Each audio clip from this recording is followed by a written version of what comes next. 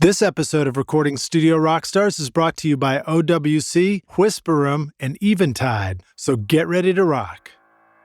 The best quality mixes that I receive is how much work it takes to get it from where the tracks are when they reach my doorstep, where the artist or the label wants them to go. So what's their expectation, and can this mix meet it? And working as hard as I can to make sure that gap between what I've been given and where they want it to go is as small as possible.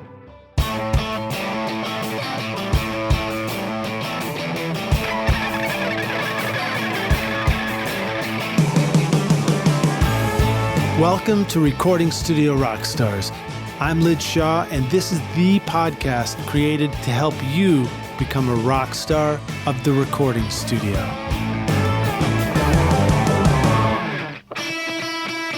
If you're sick of bothering the neighbors when you are trying to record your music or ruining your recordings with outside noises, but you're not ready to spend a ton of money on permanent studio construction yet, then consider getting a Whisper Room ISO booth for your studio. Whisper Room offers the instant solution for a comfortable, quiet, ventilated, portable ISO booth with easy line of sight for recording vocals, guitar amps, or even drums. Get 10% off the 4x4 or 4x6 booth when you mention Recording Studio Rockstars. Go to whisperroom.com or click the link in the show notes below. What do Michael Brower, Joe Ciccarelli, Mike Gazowski, Dave Pensato, and George Massenberg all have in common? They all have great things to say about Eventide. Originating in a New York City basement in 1971 with the original Instant Phaser and H910 harmonizer, Eventide continues to transform the sound of music with the iconic H9000 harmonizer, visionary guitar effects like the H9 pedal, and now a whole suite of incredible plugins for your studio. Go to eventide.com to learn more, or click the link in the show notes below. This episode is sponsored by OWC, Otherworld Computing, which you can find at OWC.com, your trusted source for memory and speed upgrades, DIY installs, and used Macs for your studio. Let OWC focus on keeping your studio Mac in killer condition so that you can focus on making great music. Why ditch your existing Mac when you can take your studio far into the future with OWC? Learn more at OWC.com and learn how you can supercharge your studio Mac. The speed to create, the capacity to dream. Find out how awesome your Mac can be at OWC. Hey Rockstars, it's your host Lid Shaw, and welcome back to Recording Studio Rockstars, bringing you into the studio to learn from recording professionals so that you can make your best record ever and be a rock star of the studio yourself. My guest today is Harold LaRue, a mastering engineer and audio educator based in Houston, Texas. Harold started out playing drums and running live sound in the 80s and worked as a software developer and a pro audio repair technician before meeting his wife, Elizabeth, an accomplished restaurateur. Together, they built and operated several popular restaurants and a recycling company before he returned to his passion for recording and music production. Harold studied with producer-engineer Ronan Chris Murphy, who has also been on the podcast in episode 15, about time to have Ronan back on the show, and learned the theatrical sound trade as a Union Journeyman on Broadway shows and other large-scale production. Harold shares his knowledge and experience with universities and recording schools across the country, provides technical support and consulting services to recording industry professionals, and operates a full-time mastering business, working on projects for artists including Macy Gray and R&B legend Jeffrey Osborne. So please welcome Harold LaRue to Recording Studio Rockstars. Harold, are you ready to rock, dude? Absolutely. Well, it's great to have you here on the show. And I didn't really mention it, but one of the things that I'm excited to focus on with you on this episode is to really kind of share some really great tips about mastering and, kind of quick mastering on your own in your own studio when you're trying to collect songs together. So just a heads up, rock stars, stay tuned because we'll be digging into that for sure. How did you start out in recording, Harold? What was, what sort of got you to this place you're at now? Well, like many people, I started as a musician, and I just happened to be the guy that I had a technical affinity and a real interest in what was happening in the live sound and So I was the guy that bought the PA. I started out as a drummer, and you're supposed to be a singer if you own the PA. Yeah, yeah. So I had the van, and then I bought the PA, right? The two precursors to having a band on the road. Right. And so I got that going, and I had a lot of fun with it. And it came time to, we wanted to put a demo out. So the next sort of logical step was the cassette 4-track, right? A couple of 57s and whatnot. And so I just really had a lot of fun with that, and it just sort of snowballed, and ended up recording some of my friends' bands, and really taking it a little more seriously, and opened up a little project studio in my hometown, and really had a lot of fun with that.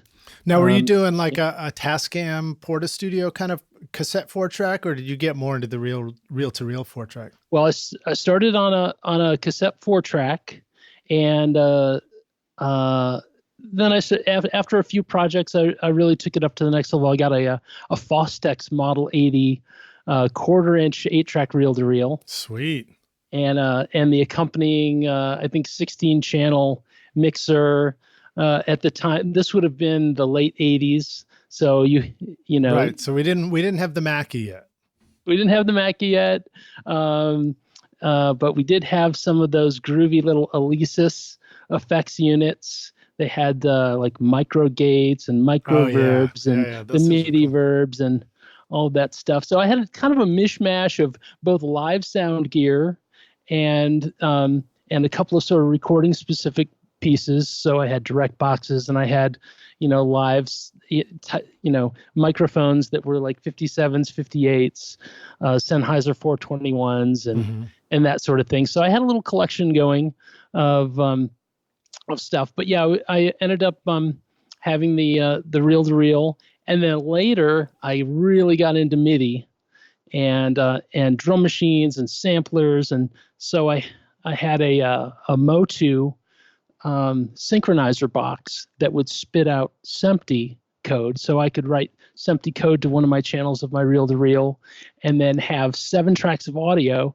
and then just, seemingly unlimited tracks of MIDI going in. And the only limitation really was the size of my mixer. Right. I could put everything in, but I really was able to get some nice sounding productions together.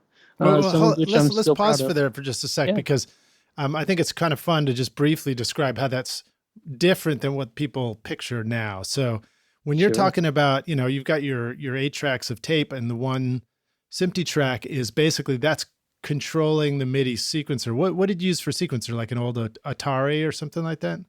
Well, I started on an Atari ST, using something called Dr. T's. Nice. But then later I went to a Mac Plus. Those little guys, and then later on, I think an SE30, something that had a hard drive in it, and so forth. But I was using the little white tower. Yeah, exactly right. and I ended up using the very first version of Performer, which this was his pre-audio, of course, Motu's Performer. So that worked really well with their sync box, and I was using that to do all of my MIDI sequencing.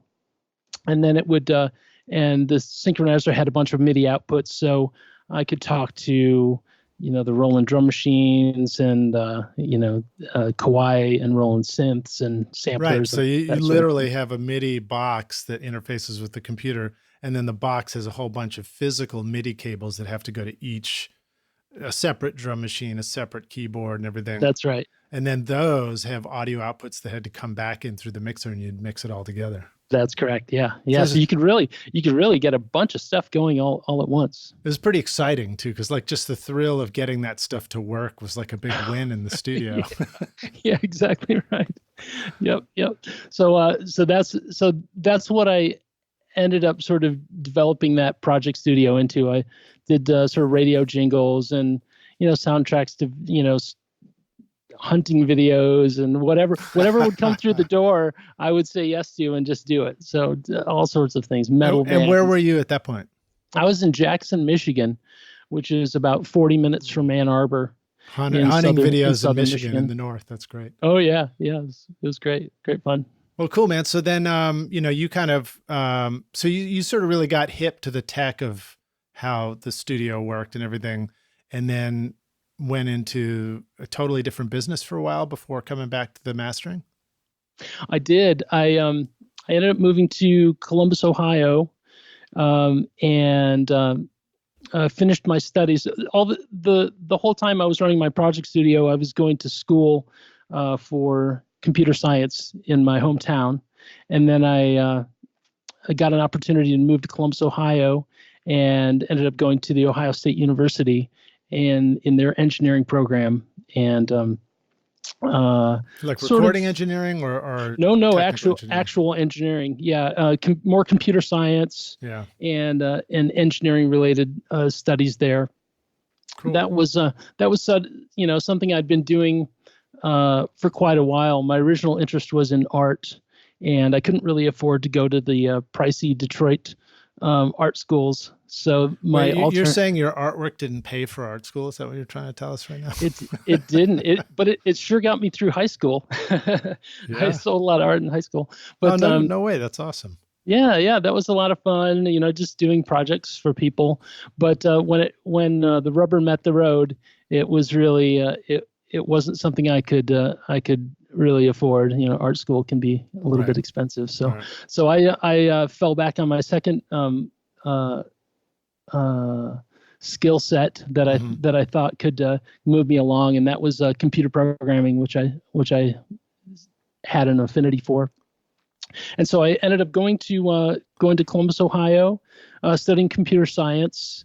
I still had my studio, but I really wasn't doing that much more with it at the time, and kind of focused on my studies and getting a job in that industry, which I did. Mm-hmm. Columbus, Ohio was known for a big computer tech company called CompuServe, which was one of the first sort of internet style, like AOL style companies, but it was based there, and I ended up getting a job with them. Cool. So then you went off. I mean, I don't know, we have to get too deep into the topic of being a restaurateur, but it's kind of fascinating that you went and built a few successful businesses before, relaunching your mastering business. Yeah, I met my wife. I'd sort of burned out of programming. I did that for a decade or so, pretty hardcore and full time, and got a little tired of it, got a little bored of it, and went into I got an opportunity to join my friends at a pro audio repair company in Columbus, and while working there, I met my wife, who was a restaurateur in Columbus, and so that kind of changed the whole course of things for me. I ended up spending the next several years with her, helping her with her businesses and learning that trade. And and after a few of those, we had a nice little trajectory going, and I saw an opportunity for me to sort of step out and revisit my passion for music production and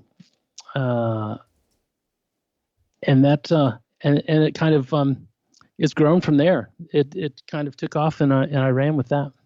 So you guys actually ran some restaurants, and I noticed it said a recycling company. Well, yeah, that's pretty wild.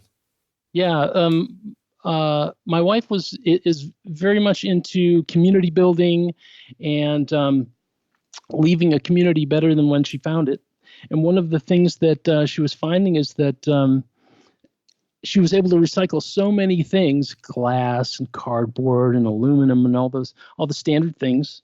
But the things that were filling up the dumpster were food scraps.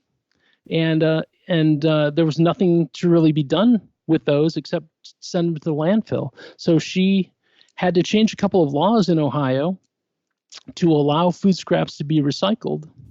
Wow. And she was able to do that, and she started a company that recycled food scraps, and we were able to sell that service to universities, correctional facilities, our friends who had restaurants, and it was quite successful.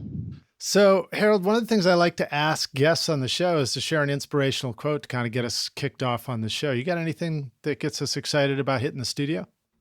I do. I guess the main quote that made a big difference to me was from my wife, and something I learned when helping her with her restaurants was that there's no such thing as competition. I like that. And that every person and business is unique, and we've all got our own sets of strengths and weaknesses, and that our customers will choose us based on those unique attributes and our relationships with them. So it's not about being the cheapest or having the most gear, or it's about your relationship, what unique services you have to offer, your communication skills, and spending time, building each other up. Yeah, yep. that was a big that was a game changer. Yeah, I just hearing you say that, I just coined a really stupid new term. It's there's no such thing as competition. Think of it more as complementary attention. I tried to write that down. I can't even spell it. It's such a dumb word. But like, I love that concept of removing yourself from that kind of mindset and moving towards, like, we're all here to serve each other and serve customers in whatever we do. And so therefore, it's if you lift up everybody around you, the tide rises and all boats rise with the tide, that kind of concept. Recording Studio Rockstars Academy is the place you can go to take your recording, mixing, and mastering to the next level. And you can start right now with my free Introduction to Mixing course, Mix Master Bundle. This course will show you how to get pro-sounding mixes from your home studio with free and stock plugins in Pro Tools. And the best part is that these mixing techniques will work for you in any DAW, whether you are in Logic, Cubase, PreSonus Studio One, Reaper, or anything else. Are you ready to make your best record ever? Then go to Mix Master Bundle to get started for free now, or look for the clickable link in the show notes of this episode.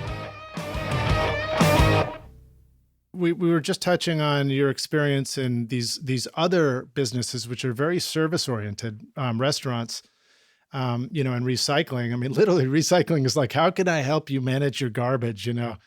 What are some of the things that you sort of learned from that really carried over into starting a mastering business and helped you, kind of launch the mastering business with a sense of confidence that you knew what you were going to do?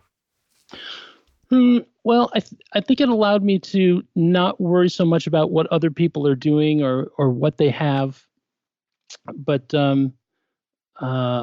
just focus on the things that, again, that made me unique. And that was coming from a place of, decades of music production, and in the service industry, as you mentioned, and just focus on those strengths and not worry too much about, just trying to sell myself in a sea of other people. And when I started, there wasn't the sort of, there seems to be a real trend toward mastering right now, mm-hmm. and the market is has quite a lot more people doing that than there were when I started, sort of in the early 2000s. Yeah. But so it's a little bit of a different scene, but it definitely applied to the music production and the studio scene at the time. There were a lot of project studios and people making their way at the time doing that. So I don't know, it just allowed me to, figure out what made me special and what I could offer to my clients and my friends. That's sort of how I started doing this is, friends sort of reached out to me to do this. And I don't know, it just kind of changed my attitude about kind of everything. Well, it's encouraging because it's so much more fun to focus on, who we are as individuals and bring that to what we do for work, and also just focus on the people that we're working with, and, let that sort of empower whatever the whole creative process is that we're doing. But, hearing you talk about more people kind of, the expansion of mastering as a service, first thought that pops into my head is, it used to be, there were more limited options for even making a record. So for example, you, as a band, you have to sort of find a studio and go in and do something and then come out, and, pretty long process. And it still can be for making a real masterpiece of a record. But now there's probably just more people that are able to record a song, with computer studios and DIY recording and everything. So there's probably just more singles and more content needed to, make YouTube videos and whatever else people are doing to really have something for mastering. Yeah, exactly. So it's really been beneficial from that standpoint. More material, especially that is getting published. So much material, previously you might it might circulate amongst your fan base. There really wasn't it took a little while for the internet to sort of pick up and be a medium for marketing and distributing your music. So until sort of maybe the last 15 years, it was hard, even if you had taken the time and effort to produce something.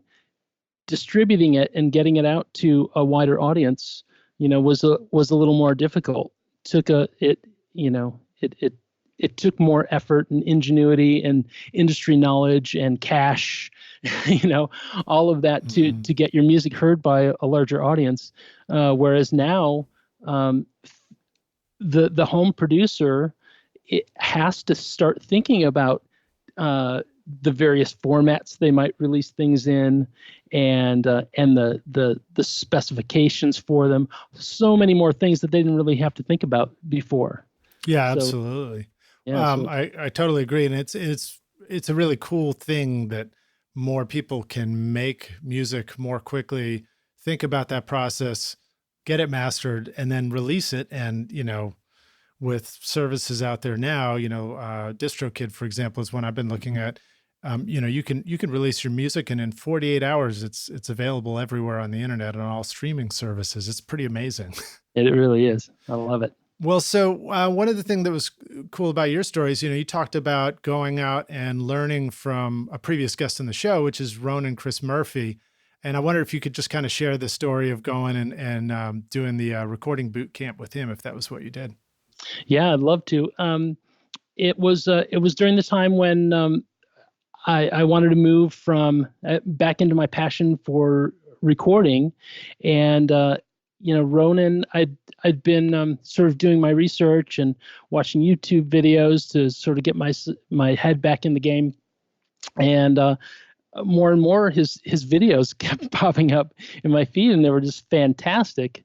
Ronan's such a good, such an easygoing guy, a great communicator, really knows the business well, and knows how to communicate these concepts. And so that really attracted me to what he was doing.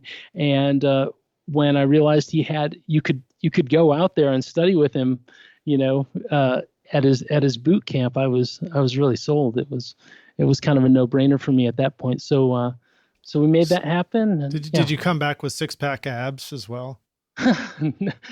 Not that kind of boot camp. Not that kind of boot camp, unfortunately. But I felt like what I did come back with was a greater sense of confidence. So there's a little bit of an interview process, a little bit of a screening process that he just wants to make sure that you have an understanding of the basics already, or that you have some experience, that you're not just coming in totally cold. Even though he kind of starts you at zero, that he goes from 0 to 60 in the course of a week. He wants to make sure that you have a framework for this knowledge already. And so I did. And the classes were really small. I think there were maybe only 4 of us in this particular class. Nice. It was fantastic. Yeah. Well, that's pretty fun. Well, what were some of the things that you really came home excited to try in the studio after that? Well, the thing that blew my mind, because I'd always sort of been into technology and gear and so forth, was the lack of emphasis on that. Mm-hmm. It was a focus on, the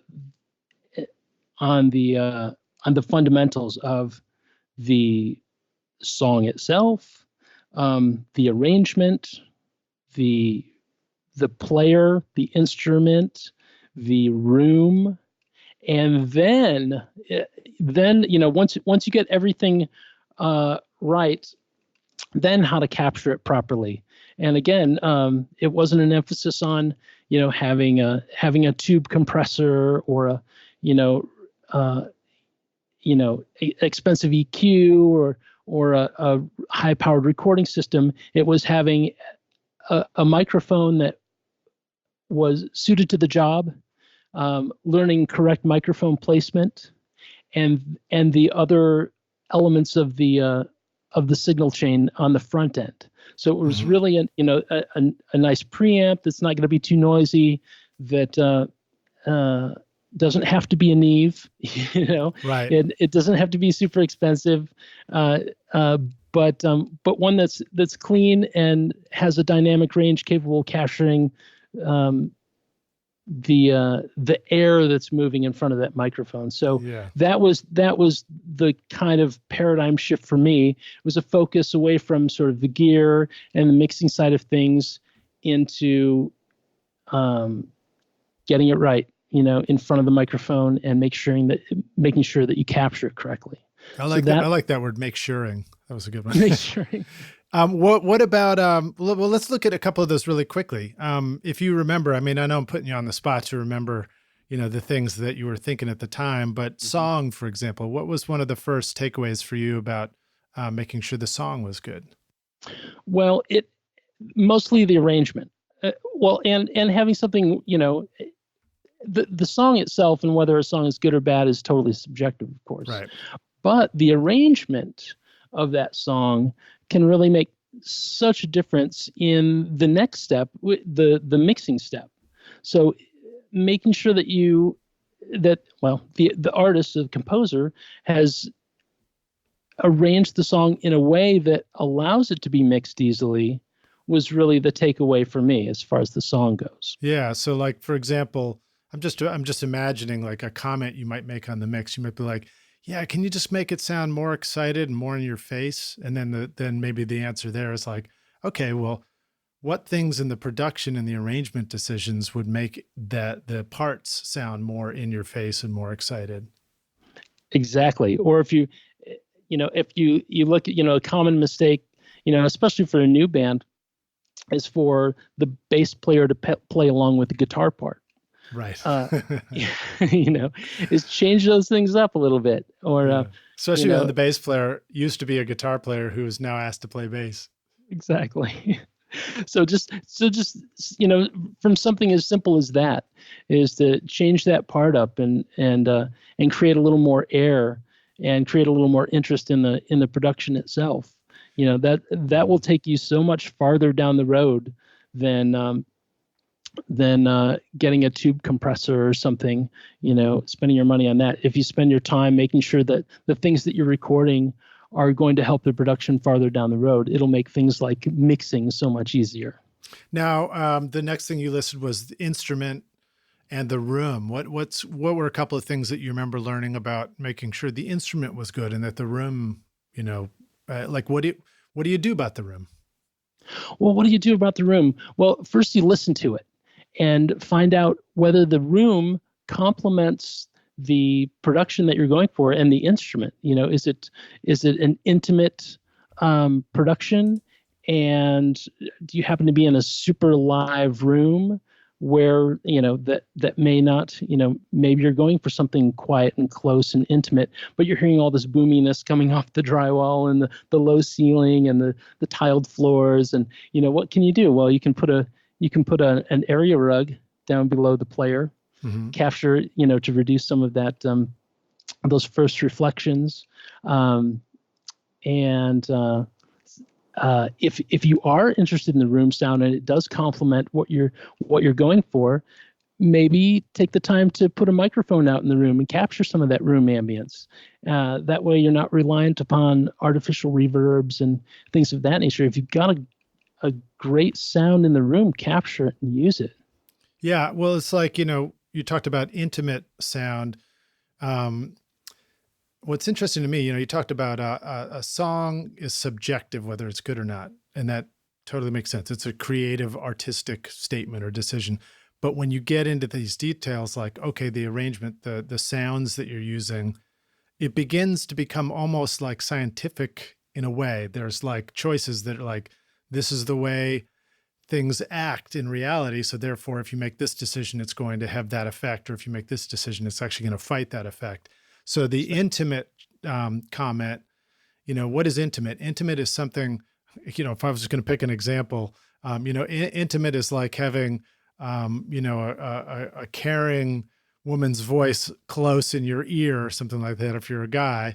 And so like what sounds musically feel like they're coming up close to you, not something that's screaming loud and probably not something with reverb, because reverb actually gives a cue to the brain that a sound is far away.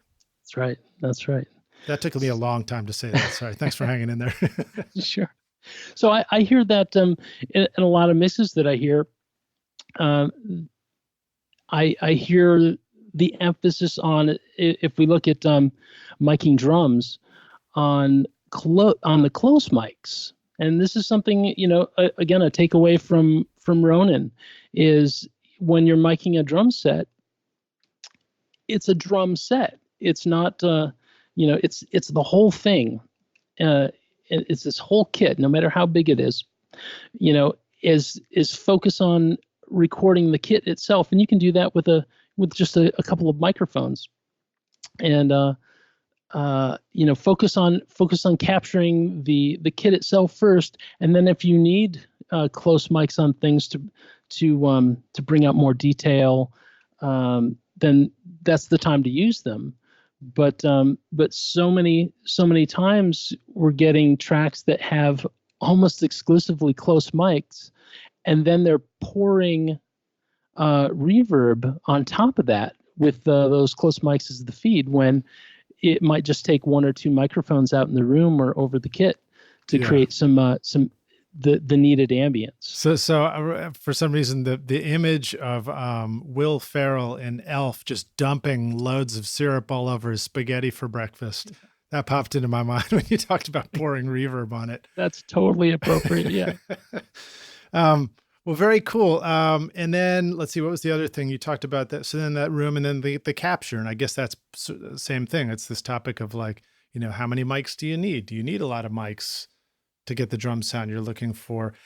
One thing that I think is hard to initially come to terms with sometimes, it's easier when you're the musician and you're playing the instrument, you just instinctively play the instrument to express the sound you're doing.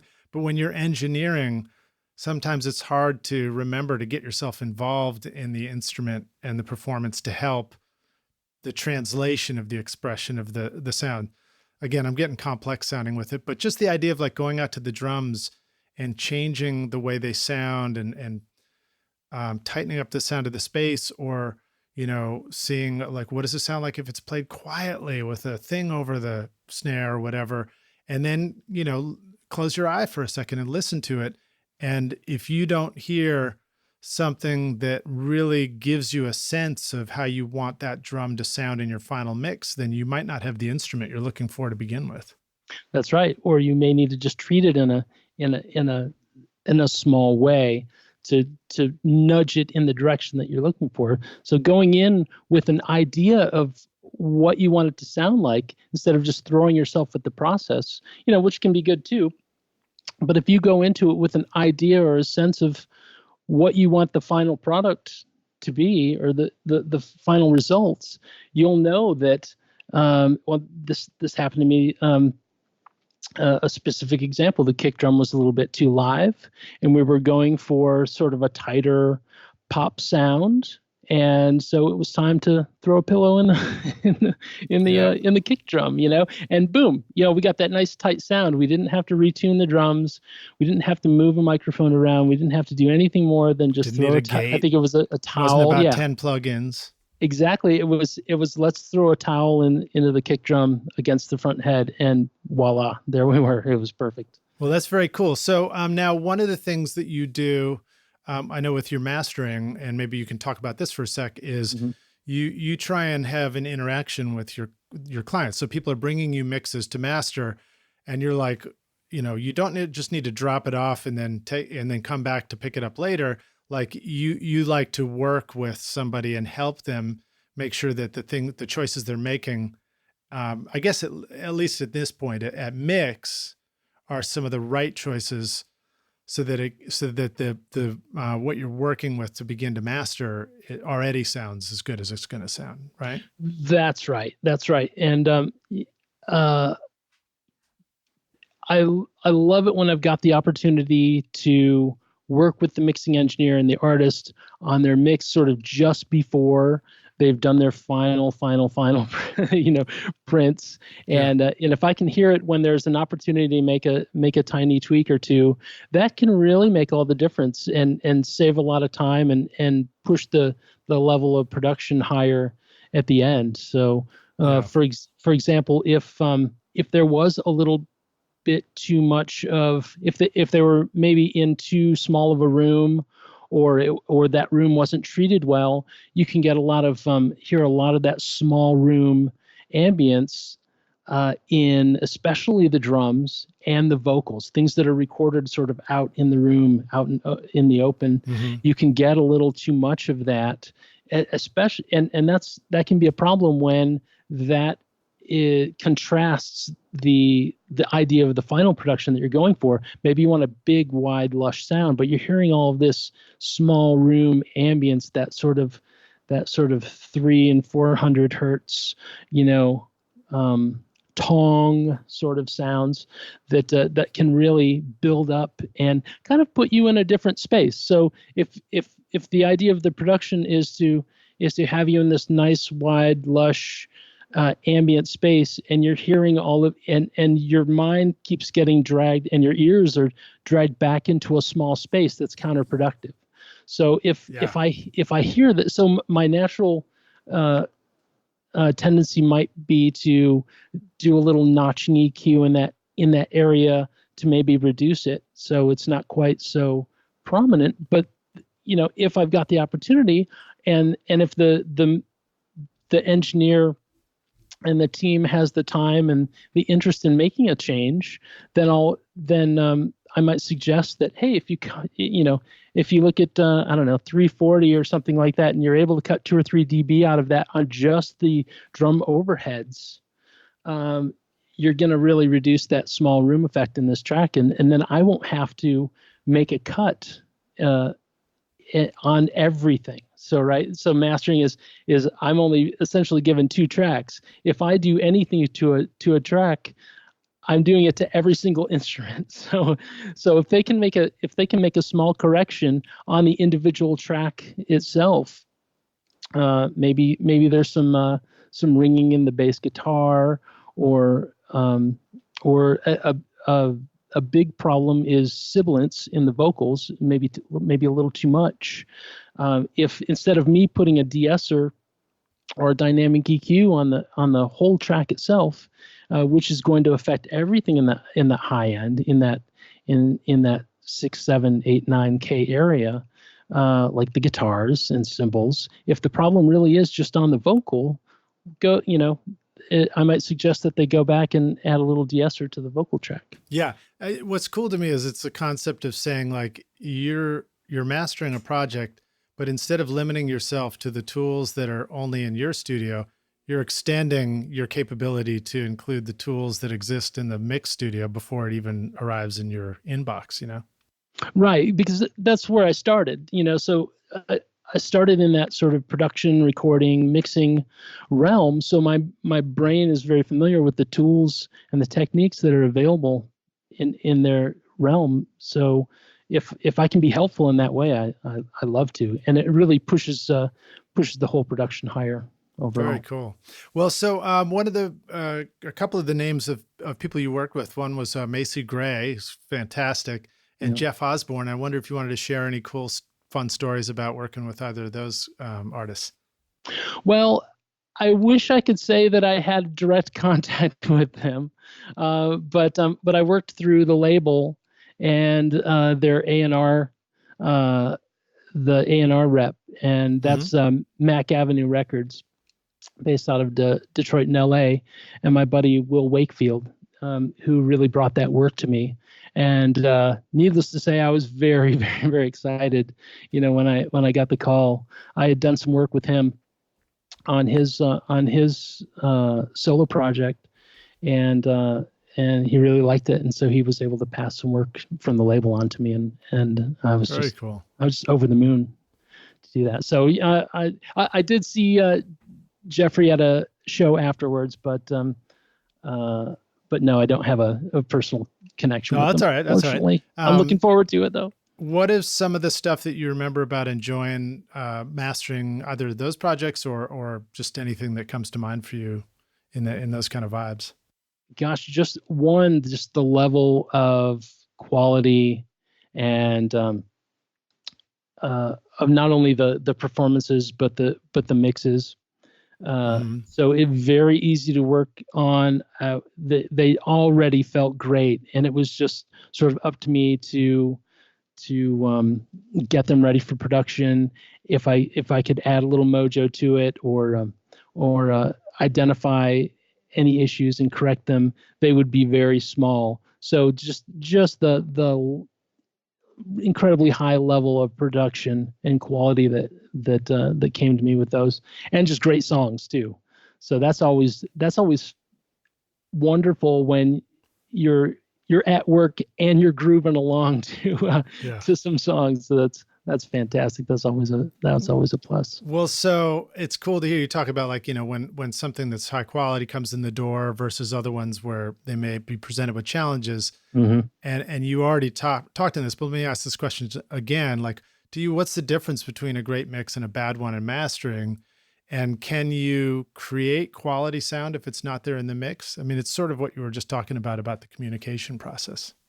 That's right. Yeah, you can definitely, we've got the tools, even though we're given a stereo mix, to make some pretty significant changes. And the difference between, I guess, what I found from the best quality mixes that I receive, and then other levels, and there are many, is how much work it takes to get it from where the tracks are when they reach my doorstep, and where the artist wants them, or where the artist or the label wants them to go. So it's what's their expectation, and can this mix meet it? And working as hard as I can to make sure that gap between what I've been given and where they want it to go is as small as possible. Nice. Well, let's take a break for just a sec. We'll come back in a moment for the jam session. Stick around, Rockstars, because we're going to dig into more specifics with Harold about the mastering process, and basically how you can have some takeaways to do better, kind of DIY quick mastering in your home studio or your pro studio, wherever you're at. And we'll see you guys in just a minute for the jam session. A reminder that I've got links to the music that Harold's been working on in the show notes. So make sure you click through there, whether you're on your mobile device or listening on the website. And we'll see you in just a minute for the jam session.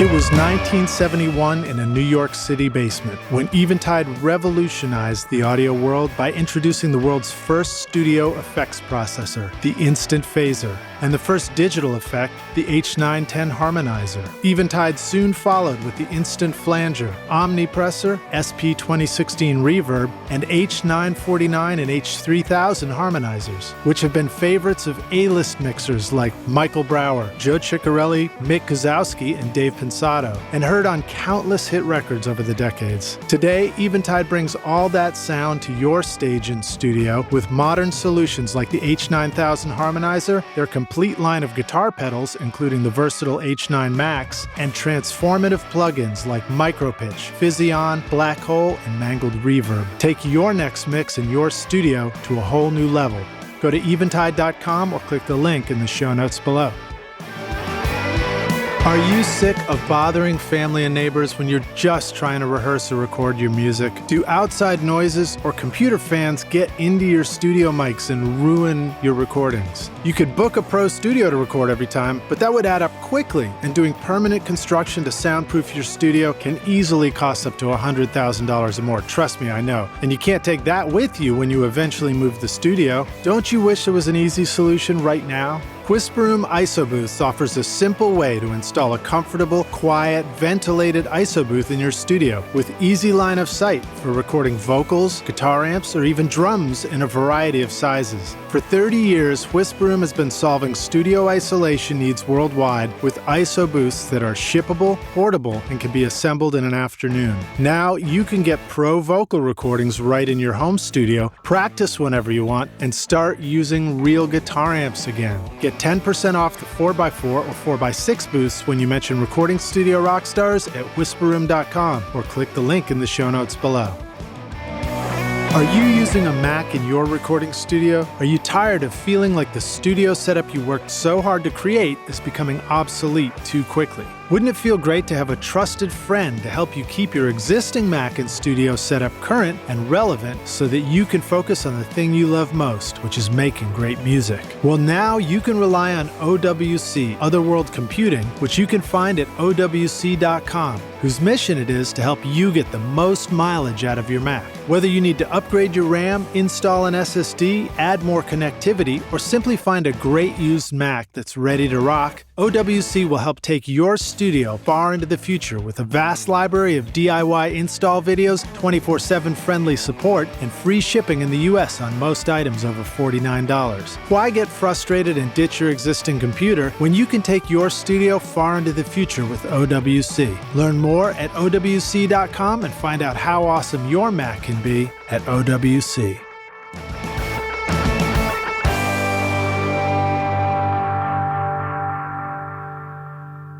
Hey Rockstars, we're back now for the jam session. My guest today is Harold LaRue, joining us from Houston, Texas. You ready to jam, Harold? Let's do it. All right, dig it, man. Let's dig into mastering and really break it down for the Rockstars. Just get into as many questions as we can. What is mastering, and what is the process of mastering a project for you? Gosh, mastering for me now, many might know that mastering sort of began in the vinyl era, exclusively. Mm-hmm. Mastering engineers were handed a reel of tape, and they were expected to cut it to vinyl as accurately as possible. And there was very little creativity involved in that. It was how well could you do that? Could you get a nice level? Could you do it nice and cleanly? And so many, just an amazing number of technical details were required to cut. You probably couldn't have that conversation and have them adjust the mix while you're in the middle of cutting a vinyl lathe. No, yeah, your attention is completely focused on that because so many different things could go wrong. Well, it's evolved a little bit as the target medium, the target formats have changed beyond just either another piece of tape or vinyl, and and that changed really radically with CDs and sort of digital formats. and now we have streaming, and and so many more considerations that mastering now is very much it's often said that it's the last creative step and the first step in production and manufacturing. Yeah. So there is a little bit more creativity that's not only possible, but in some ways expected from you. So it is kind of expected in many cases that when you get something back from mastering, it's going to sound better than when you gave it than when you set it off. That wasn't always the case, and in many realms, it's still kind of taboo to change the sound in any way. People really don't. They're 100% happy with the way they handed it to you, and they simply want you to prepare it for the target formats. Right. And doing as little as possible to it. The flip side is people that really have done the best that they can, given their experience and their resources and time and budget, and they are hoping that when they hand it off to you, it's going to come back sounding. Again, we mentioned that the gap between where it is and where they want it to be. So they're really hoping it's going to be a step or two or three closer to that final, to the radio. Yeah, been there, done that for sure. Exactly. So when I'm handed a, so there's two types of projects that you might be handed: a single, and then a collection of tunes that's going to become an EP or an album or a compilation. Right. So there's two different approaches that you might take. The single approach will be make this song as amazing sounding as it can be. Right. Right. If it really needs to have a banging snare drum and a lot of low end, and it really needs to be club ready, that's one thing. But it's a completely, there's a big contrast between that and prepping a collection of songs to sit together on an album where they might either be played back to back to each other, or maybe someone might hit shuffle, say on a CD or a collection of MP3s or something. So, it really is the context in which they're going to be heard. Well, it's almost like there's every song is part of a record, or it's either your record or it's the record of the world. You know what I mean? That's right. That's right. That's right. So when you're looking at doing a single,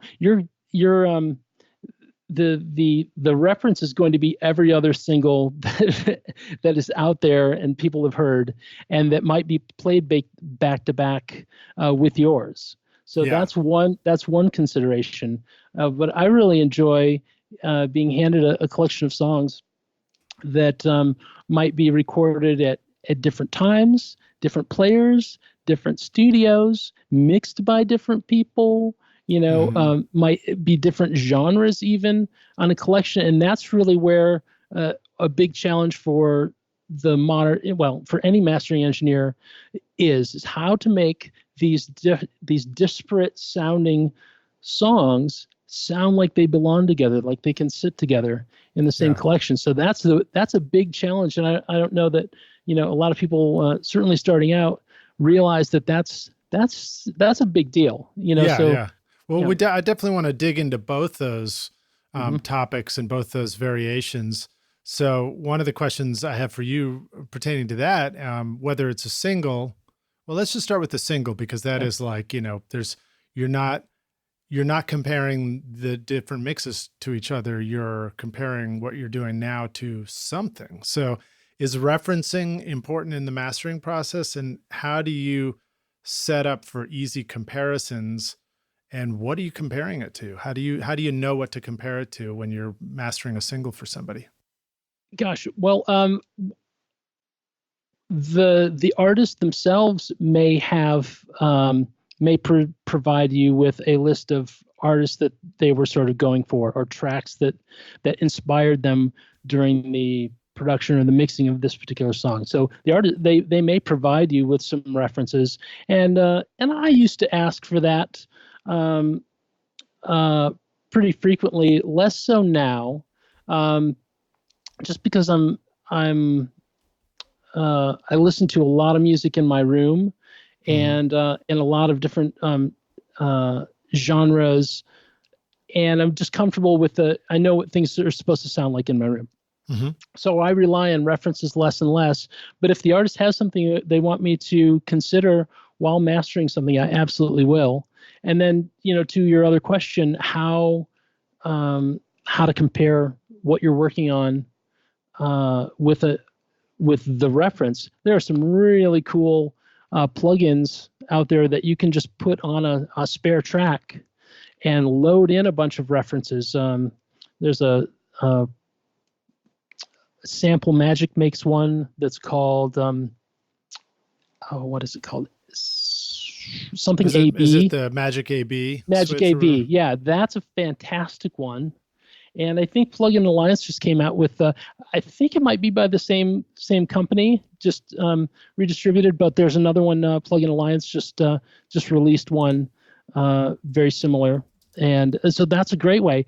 With just one plugin, you can load multiple tracks. You can load a dozen reference tracks. So if you want to compare the track that you're working on with 5, 6, 7 other tracks in that genre, it's very easy to just click through them, and it level matches them and does all that stuff. The easy way without spending any money is to just create extra tracks in your project, load those reference songs in if you can get a hold of a good copy of them, and load them in there. And the important thing is to level match them, right?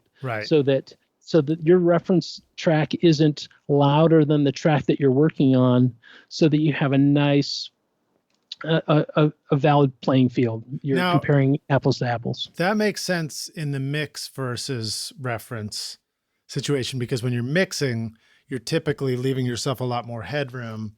That's right. And the thing you're referencing has been mastered, and it's sort of as loud as it's going to be.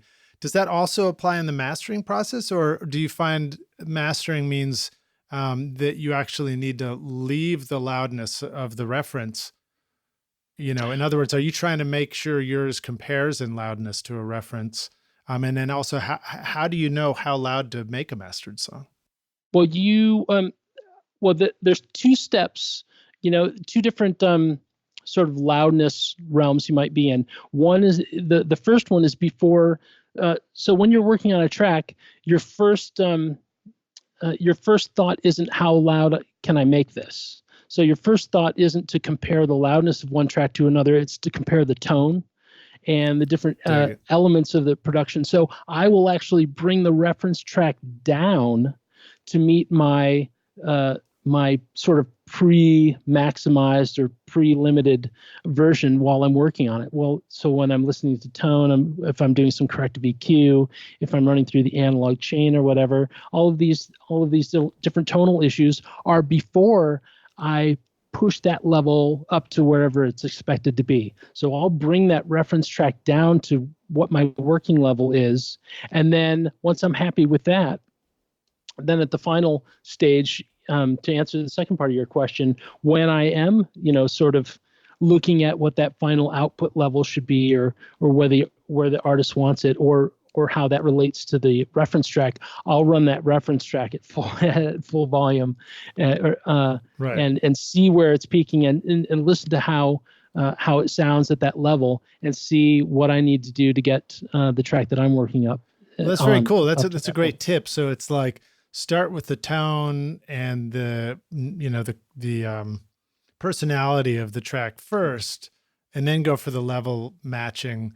Because maybe if you start with level matching, it's like a chasing your tail kind of process. Exactly right. Exactly right. Yeah, you're worried about the wrong thing first. Interesting. So now, do you sometimes find that that the track you're mastering just simply isn't going to be as loud as the reference, but this is where it lives best, kind of answer? Yeah, exactly right. And if I find myself in that situation, then I will do my first print at the level that I think suits the track best. I've got it as loud as it can be without messing with the tone and really doing damage to the track. So that's how I'll first deliver it to the client. Unless they're very specific about where it needs to be, my first print will be at that level. What suits the track itself, and then if they decide, hey, it sounds great, but can you push it up to this a little bit more? I'll absolutely do it. This is a service industry, so I aim to please. So I'll do whatever you want, but I'll err on the better sounding, maybe lower print. And then it really does come down to productions can be built from the ground up to be mastered very loud. Mm-hmm. So that's a consideration at every step in the production and mixing process is think about how loud you want this thing to be, and if there are components in it that are keeping it from getting that loud. So a tune may just never make it to that loudness level and sound good. Right. It might just be the wrong sounds that you're trying to get loud. That's right. Well, that's really insightful, and that's cool. So one of the things that I think about is like when you're turning your reference down to match where you're at and you're comparing the tones, and then now you're like, okay, now let's make sure that, this finished version, this master that I've just created is actually at the right loudness and it sits well against my reference. What are some pitfalls to checking it against your reference? Like where do we accidentally screw up and not check it correctly? And are there any simple tips for just like making sure that it's actually apples to apples at the final stage there? Yeah, the main thing would be listen in an environment that you're comfortable with. In the environment that you listen to those original reference tracks in and enjoyed them. Listen to your new mastered track. And this is from the client perspective. If I've delivered a master to you and you're listening to it and you're comparing it with your reference, make sure that you're listening to it in both comfortable and uncomfortable situations too. If you're used to jamming out in your car and you love that reference track in your car, play this new master against it there and see how it fares. Right. I recently had a client who listened to the masters I sent him at work on his work computer, and he had heard some distortion in the low end, and I'm like, wow, that really is unusual. And it turns out he wasn't used to listening to music on his work computer. He just happened to be there when the files arrived. Right, totally. And he didn't realize all the nastiness that was coming out of that system. He took it home. He took a breath and like, look, I'll be home in an hour and listen to it there. He did, and it was totally fine. And so, like, for example, he didn't even notice that the songs he was referencing against his favorite stuff also had sound distorted in the low end. That's right. That's right. It was a totally unique environment for him. It just happened to be where he was, and he was eager to play them, and so everything was totally fine in the end. But that was a head scratcher to me. Like, wow, that's. Now, what about some other like technical kind of geeky factors that can trip us up? For example, here I am listening to, I have a Pro Tools HDX system, so and many of us have an interface, and that's what we're listening to. But then the reference somebody sends us a link to is often like a YouTube link or a Spotify link, and maybe we're trying to listen to that somehow. Do we trip ourselves up just by simply not having the audio output be the same thing that we're comparing one thing to another? Well, yeah, because there's when you're listening to music on a streaming service, it's generally being highly compressed and in a lossy format. And also, the level matching may not be the same. Right. So meaning the service might be actually changing the volume levels of different songs as they come up. That's right. So that's a consideration there. But another one might be if you take it back to the mix stage, and you play your mix in your car.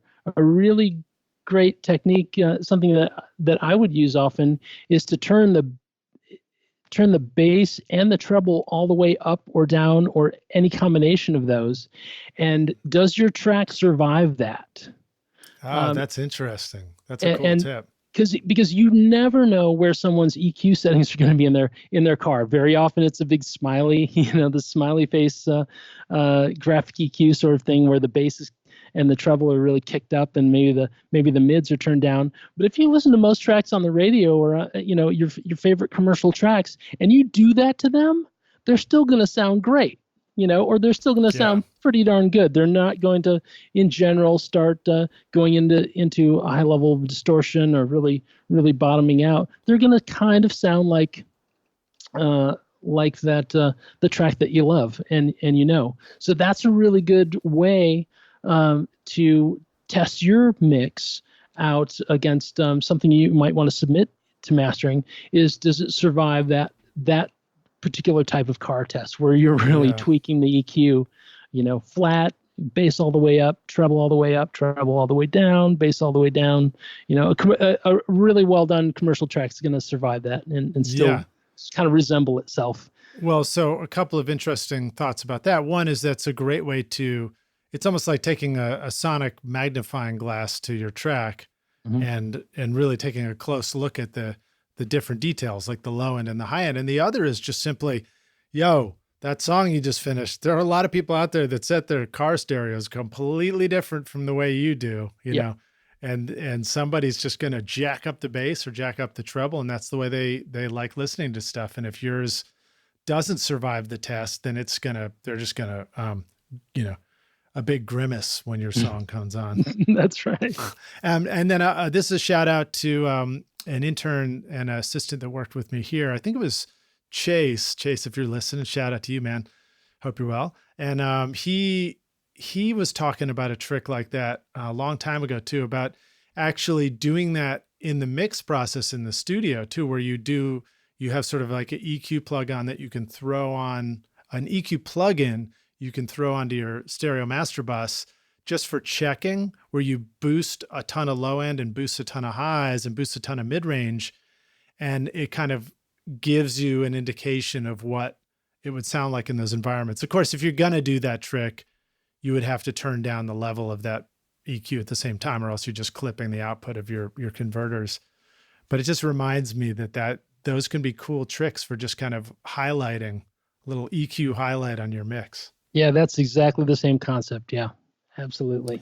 Now let's talk about the situations where you're making sure that the collection of songs work well against each other. First off, what kind of software do we need to understand or take a look at if we want to master a collection of songs? And how do you go about checking the balance of each song? Apparently I can't speak English today. How do you go about checking the balance of each song on a record against each other? Well, you don't need any special software.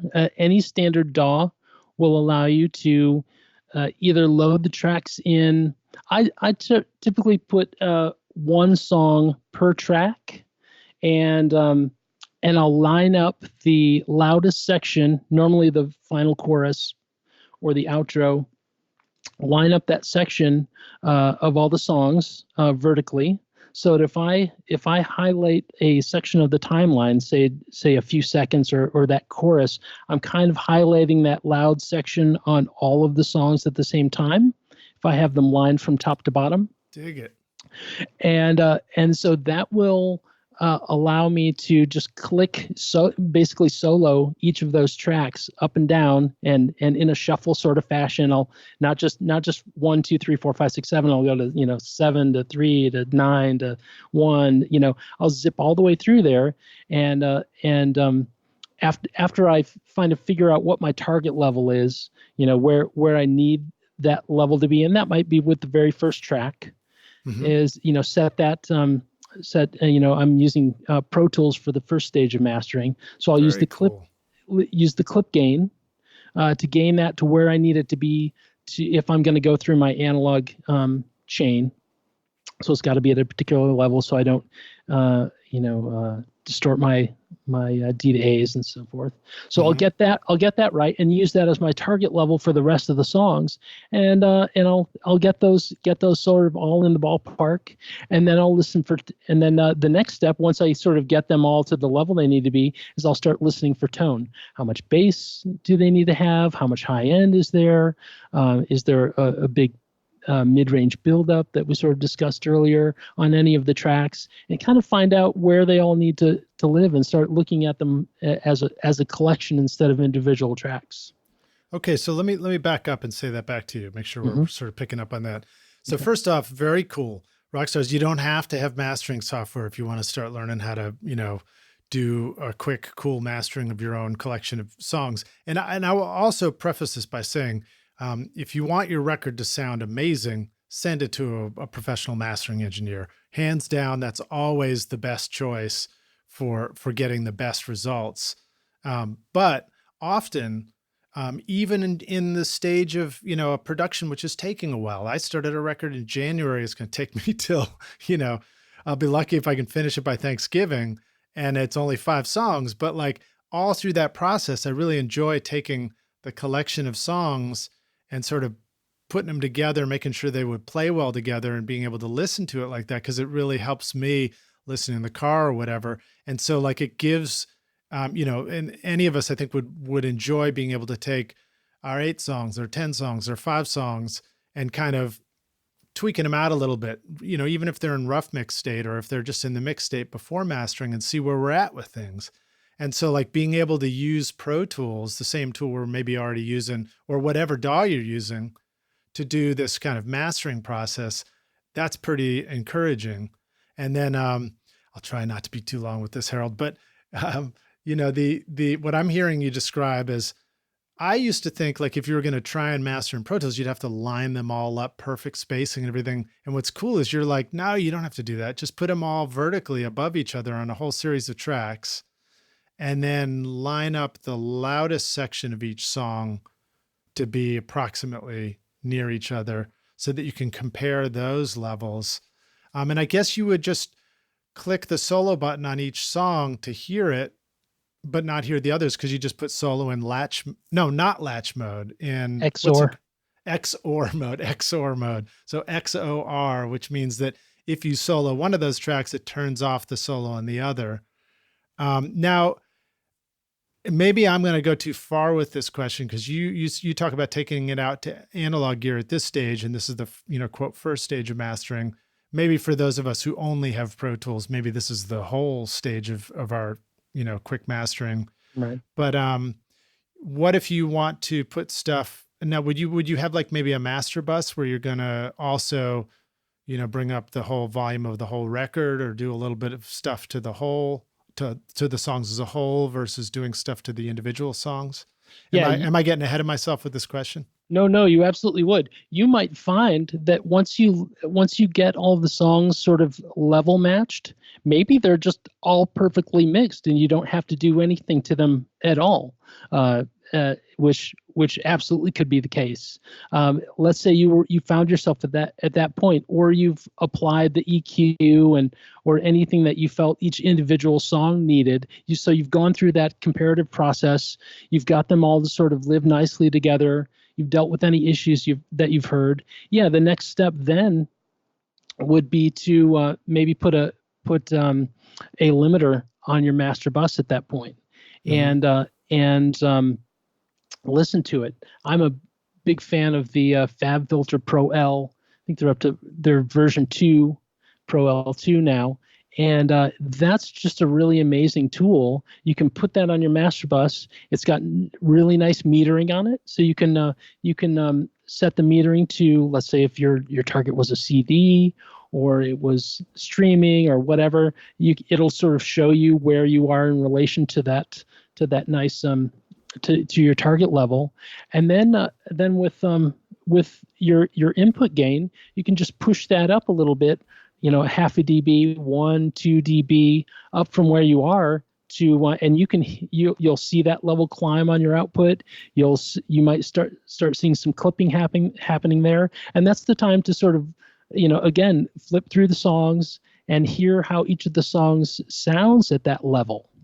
Right. And if you find that one of the songs at its proper level is really clipping pretty hard, but yet its relationship to the other songs is good, it might be time to take that overall level down just a little bit so that it serves all of the songs and not just, and doesn't leave anybody out. Okay, so let me say that back to you. I think this hopefully helps us all. The loudness of the record is happening on the master bus. You put a limiter plugin on the master output of your DAW. And one other tip, which I think we should mention, is, if you hit solo on a song, well, how are you going to hear it? I guess if it's a master fader, you still hear it, right? Yeah. And if you happen to be using an auxiliary bus, you could put it in solo safe. Right. That's what I was hoping we would mention so that people aren't scratching their heads. So solo safe Rockstars means that when you hit solo on a different track, the one that is, quote, solo safed will also solo it. So you can also hear through it. And on Pro Tools, I think that's, what is it? Control and click on the S button of that aux track. That's right. Yeah. Okay. So. Dig it.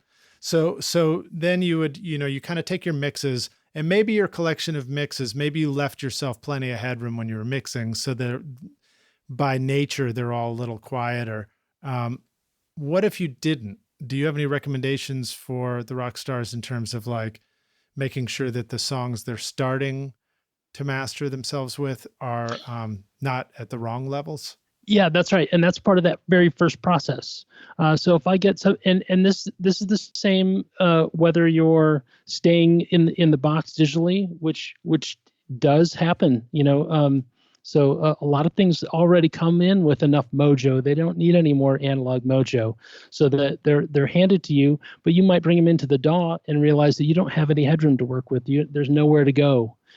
Things are already at zero. Right. So that's where you might use that clip gain, or just the level, just the level control on each individual track, which again is why I like keeping songs on their own tracks, because then I can just turn the level down of each one in, as much as they need. If you're not on a system that has something like clip gain, you can just go to the level control on that individual track and bring it up or down to match. So yeah, you may find that you're handed a bunch of really loud tracks and they need to come down a little bit. So that's where you bring the level down.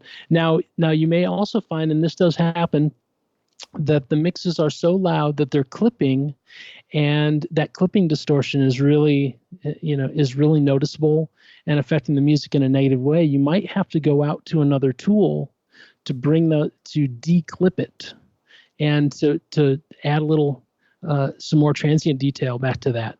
Yeah. And, so for example, Isotope RX is great at declipping stuff. Wonderful. Yeah. Are there some other tools that you've enjoyed for that? That's the one I used. There you go. Let's start right there. It's the one I use as well.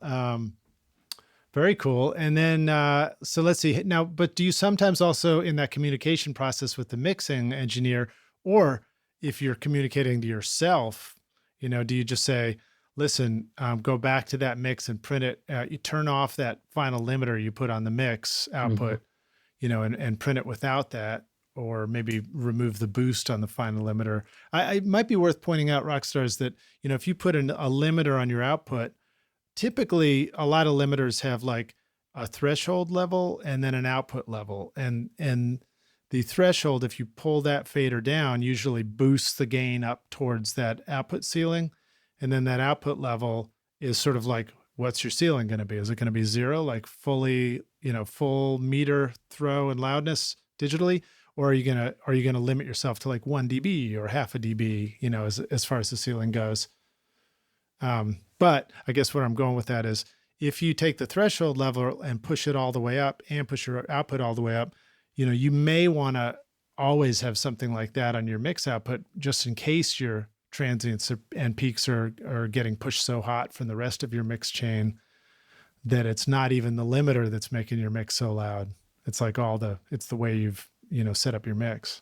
Yeah, it's the gain staging of your mix. Yeah, if you look at your master bus, your master outputs, and you find that you're getting anywhere close to 0 at the top, without anything on that master, without a limiter on there, it's time to either bring that level down just a little bit, a couple of dB, or put a protective limiter on it at, say, 0, and make sure that you're only ever hitting it occasionally, just as a little safety net there. Again, if you're working in 32-bit floating point, it doesn't really matter that much, because it won't, those peaks will generally be retained, and that'll be fine when you give it to me. And then they'll still be there when I take the level down.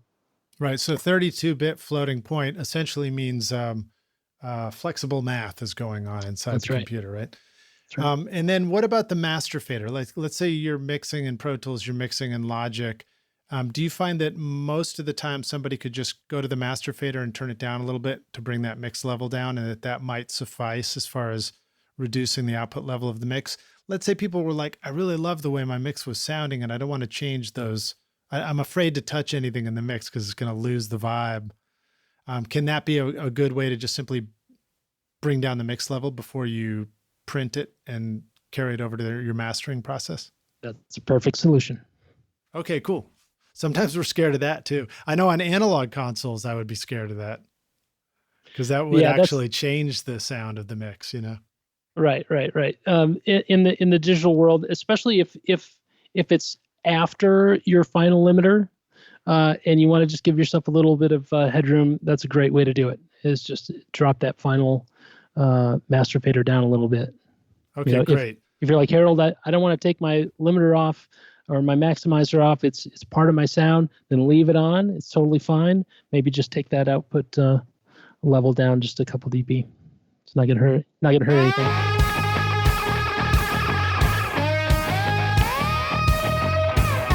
Want to record killer drums in your home studio? Then check out Rockstars of Drums to learn how to record, edit, and mix pro-sounding drums with a professional Nashville session drummer in a Grammy-winning studio. Or if you're ready to start mastering your own records at home, then check out Rockstars of Mastering, where I walk you through exactly how I mastered my own record, Skadoosh, using nothing but plugins in PreSonus Studio One. And if mixing is your focus, then check out my free course Mixmaster Bundle, where I show you how to mix using stock and free plugins in Pro Tools. And the best part is these techniques would work for you in whichever DAW you're using right now. Plus, you get a look at how I recorded everything in my studio and multi-track downloads for you to practice mixing and even include in your mixing portfolio if you want. Are you ready to make your best record ever? Then go to Mixmaster Bundle to get started for free now, or look for the clickable link in the show notes of this episode. This is awesome, man. I love digging into this stuff with you. I just remembered that I need to tell you that I got a new car recently. And when I thought to myself, I was like, I really need to name my car something. Before we were having a discussion about doing this, my first name I came up for the car is Harold. And I was like, why did I name it Harold? And I think it's because Harold and the Purple Crayon was one of my favorite books growing up. Great. The idea of create your own world. So that's what we're kind of talking about here with this mastering tutorial. Now we've got our mixes at appropriate levels and we're in our mastering process. We're in Pro Tools. We've got them all lined up, we're able to solo. You just told us that putting a limiter on the output stage of the mastering session allows us to sort of bring up the record as a whole to an appropriate level. So that's good to know. So that's really where you think about how loud should this record be, right? Even if you were mastering a single, you might put that loudness decision on the master fader, right? Yeah. So that final decision about how loud a record's going to be pretty much lives with that final limiter you've got. Okay, cool. What are some other things? Let's just assume for a moment. I would love to hear about your analog choices, sure. But let's stick in the digital realm for a sec, because I think so many of the rock stars listening are good. That's where we're all going to be, for the most part. What are some other plugin choices that we might consider for that master fader in our master process, and where would they go relative to the limiter, for example? Well, I would put any other plugin before that final limiter. You want that final limiter to be your very, very, very last plugin. Is that why they call it the final limiter? final countdown. Because anything you put after it has there's an opportunity that it's going to push past your final output setting. So if you were to add some funky widening or some EQ or anything else after that limiter, you run the risk of pushing the level beyond where you wanted your final output to be. So you want to make sure that your limiter is that very last thing, and also especially if you're doing any sort of dithering, which is a totally different topic, that might also often happen in that limiter too, and you don't want anything to you don't want to affect the signal after that. Okay, what about the limiter though? What about the output setting of your limiter? And the dither setting, and the bit resolution? If we have those kinds of choices, what should we be doing with those? Should we just leave them alone in default mode, or should we be making changes to the output level, the dither, the bit rate? Well, I wouldn't. The output level of your limiter is really going to be determined by your target format, where you're going. So if you think that something is going to be converted to an MP3 or another lossy format, you want to leave yourself a little bit of room. And and people used to leave it at, it was common for it to be a half a dB down. Like so negative 0.5 would be the setting. Yep, minus 0.5 was very popular.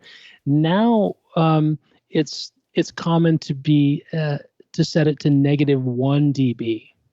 Okay, cool.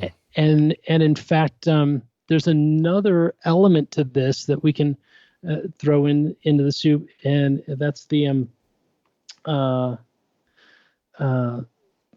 those are the overs that happen sort of after conversion. Right. What, like interpeak sampling or something? Yeah, intersample peaking. Oh, I got it backwards. Yep, ISPs. Yep. So that's another thing that can happen. So something can be topping out at -1 dB, and then when it is either converted to a lossy format or played back on some digital to analog devices, it can create peaks that are much higher, sometimes several dB higher than where you wanted them to. So the Master for iTunes Apple standard, which I think is changed its name recently, has it's part of its specification is that there would be no intersample peaks above -1 dB. Right. Okay, cool. So that does bring me back to something we were talking about a moment ago. So if our reference is a YouTube track, so I actually just finished mastering a Christmas record, and in fact, the reference was a YouTube track. And I'm like, okay, how am I going to make sure that what I'm doing feels like that to the client? Because I want them to be very happy with the results of this, because they were in fact going to make a YouTube video themselves out of the collection of songs. And it occurred to me one way to potentially do that is to take what you've just made and upload it to YouTube, and put it in private mode or something like that on your own channel, and just sort of see what it sounds like, where you're listening in the same kind of two browser windows, and you're like, okay, do these sit well together? If you're trying to make sure that something sounds great and your final destination is like Spotify or iTunes, Apple Music Store, are there ways to do that where you can sort of check apples to apples there? There are a lot of people that are worried about their average level when they're going to some of these streaming formats that are known for level adjusting things to sort of -14 LUFS and so forth. And really, I think your suggestion for just uploading a track in private mode, I don't know how you do that in Spotify or if that's even possible. Yeah, but, I don't know how to do that either. Yeah, but you can, from Spotify and Apple, you can actually download the track that's your reference, right? And listen to that and sort of bring it into your world and compare apples to apples. Yeah, you could. I haven't done that. So Yeah, and maybe the answer is like, Lidge, quit worrying about it so much, man. Just make sure it sounds good, and you're good to go. and that's just sort of the common approach. Common wisdom is make it sound great first, and as long as your final output level isn't going to be a problem for that format, then just go for it. Yeah, Obviously, when you have services that are turning loud songs down, having a more dynamic track is going to sound better compared to the other tracks you might be listening to. So that's one consideration for these streaming formats that are doing automatic level adjustment. yeah. Now, you may be aware of this tool too, but for example, Ian Shepherd, who's been on the show before a couple of times, he has a wonderful plugin called Loudness Penalty. Yep. And I put that on the end of my, the software I was using was Studio One. So you can kind of have plugins you decide to put on the track. You can have plugins that are inserting on the master fader. And then you can have plugins that sort of for metering and things that happen after. Oh, I'm giving away my next question that happened for metering afterwards. And that was one of them. I was like, well, okay, here I am making these decisions. What does Loudness Penalty tell me is the streaming services will think about this? And I actually found myself getting penalized on Spotify and Apple Music by trying to match the reference track. And I made the decision to back down. I also trusted my ears. I was like, you know what? It sounds better to me if I back down a little bit from where I was trying to push it to. And, we'll see how it plays back on places like YouTube. Right. That is a fantastic resource. And he's got a free website too. You don't just have to swing for the plugin. You can go to whatever the URL is. If you look I up, think it's just loudnesspenalty.com. Yeah, it's amazing. You can just upload your track and it'll give you, it'll tell you how much Spotify and Apple Music and the other services will turn up or down your track, before playback. It's great, cool. Great tool. Amazing. And you went slightly robotic on that one word. So I think you were saying services, but it was cool sounding. So you're absolutely right. Loudnesspenalty.com, you can print your mix, then load it on there. You don't even load it. It actually just measures it for you. It doesn't even actually upload the music or anything. And it tells you how it's going to play back, and it will play it back for you it'll actually turn it down to mimic, if you want it to, the site that you would listen to it on. So it gives you an idea.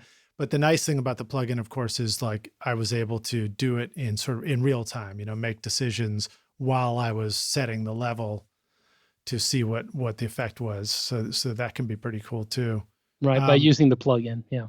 Yeah. So then, okay. So then maybe another question is, are there, where in your mastering place would you put plugins that are not meant to change the mastering, but are just meant to tell you what's going on? I mean, do you use metering kind of things? Do you use plugins that give you insights? I know that some exist. Nugent, for example, I think has one that will tell you, it'll mimic what it's going to sound like as an MP3 and things like that. Are those useful tools to us in this process? So I'm using a couple of plugins on my metering bus that are either free or inexpensive. And the first is Voxengo Span, and Span is a frequency analyzer, FFT style, and they have a free version on their site that I just really love. And so that's great. And then I follow that up with what's the other one? Do you use like a phase meter or any of those kind of things, or that has one built into it? Mm-hmm. Okay. What about just level? What about just looking at a meter where you're like, I know what I'm seeing, as far as the output level? Right, and that I look at my FabFilter Pro L2 output meter. Okay. Because that is the final plugin, the very final. That's looking at the very final output. So that lets me look at where I'm coming in at, and if I need to make any changes. And another plugin I've got on my another really useful tool is Klanghelm's VUMT Oh yeah. meter. So that's a really cool sort of VU style meter. So it's it's got the swinging needles and so forth. But you can set it to any sort of output target that you happen to be looking at. So that's just a really, really great one. Yeah, I like that one. Now, what is a useful output target to set something at? Well, when I go to my there's two of them that are useful. One, if I happen to be going, it's the meter that I use to look at the level of each individual track before I go to my analog chain, that they're hitting that they're hitting that properly, and so instead of just looking at the output of my converters to see if I'm clipping them, I know that 0 on 0 VU on in Pro Tools is negative. Yeah, is negative 16 dB full scale for my converters. So I'm using VUMT to watch for where my average level and my peaks are hitting, and then I can turn around and use that on the final output if I want to make sure that we're not going crazy there. Okay. But really the final limiter that I'm looking at is the one that's in FabFilters Pro L3. Right, but that's after you went out to your outboard gear. So let me back up and ask a question about that. So for example, my Pro Tools rig, I believe it's set up for -18 is 0 VU. Mm-hmm. And that works great, and that gives me plenty of headroom for tracking and stuff as well, for transients. Right. But I would therefore, if I wanted to have a VUMP meter on there that says any signal leaving my Pro Tools to go to a piece of outboard gear, if I want to know where a 0 is on its way into the outboard gear, so I'm not hitting it too hot or too low, Mm-hmm. I would set the VUMP meter for -18, right? To match That's right. mine. Okay, cool. That's right. So now, do you have a tip for the rock stars of where they're like, well, how do I know what the output level is from my DAW or from my interface? Because it's the interface that matters, right? It's the interface that matters. Yeah, that digital to analog and analog to digital conversion. You need to make sure that you're hitting it sort of at its sweet spot, and that you're not. Some people love the sound of converters clipping, but if you're trying not to do that, I guess you could either read the manual, look at the specs, or do some experimentation. But if you go for -18 dB full scale is 0, you're going to be pretty safe in most cases. Well, so let's see if we can remember this accurately off the top of our head too, Harold. If you take the output of your converters, now Rockstars, this isn't the speaker output. This isn't where, like, when you change the volume knob, on the front of the unit, it's getting louder and softer. This is just like the line level output from your converters. Usually they're balanced, right? So if you take a voltmeter and measure the tip to the ring, not to this, what is it? Tip, ring, sleeve, not to the sleeve, not to the ground, but the tip to the ring. If you measure, if you send a tone out, like a sine wave tone that's at that, I guess where would you set the output of the tone? It'd have to be also at the same target level, like -18. That's right. So you can set it at sort of a 1K tone, and gosh, I'm kind of Googling this. I think it's 1.3 something volts. Yep, 1.23 volts AC. If that's what you measure with your voltmeter from the tip to the ring of your balanced output, then that is 0, +4 dB. Yeah, that +4 balanced 0, right? Yeah, so I know we're getting technical here, but okay. that is a way, Rockstars, if you can get that deep into the tech, then you can sort of accurately and confidently say, like, okay, my output of my Pro Tools or my whatever interface I'm using is coming out at 0 VU. going into analog gear. So let's jump forward. So what are some of the analog gear that you like to use and send stuff out to in your mastering studio? Well, I've got a small collection of stereo pieces that I've amassed over the last few years, and not a ton, but they're pieces that have come to me, and I've learned and just really rely on. Sort of the first one is that the Avalon 747, and that's a stereo. Nice. It's got some tubes in it that give you a saturation stage. If you want to use it, you can go solid state if you want. It's got an optical, a really amazing and smooth optical compressor, and it's got a great graphic EQ on it. That is well known for its 32K high frequency shelf. That a lot of people just put they move it as in a small amount as possible. It just adds a little clarity, a little sheen to something without it getting strident. Another piece I like is which is great for tracking, mixing, and mastering is the tried and true API 2500 stereo compressor. Cool. Paul Wolf's baby, and that's really fantastic for adding a little bit of punch and a little mid-range aggression to maybe a rock track or a hip hop track or anything that needs to have a little more definition in it. And so that's really fantastic. And sometimes and that's got some really convenient switches on it, so you can do a hard bypass on it, or you can run through just the transformers in it without going through the compressor itself. And sometimes that's just enough to accomplish what you want. That's so much a part of that sound of that device, is that many times I'm not even using the compressor. I'm just going through the analog stage of that piece.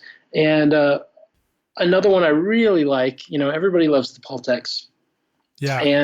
And so those are again another piece that's wonderful for tracking, mixing, and mastering.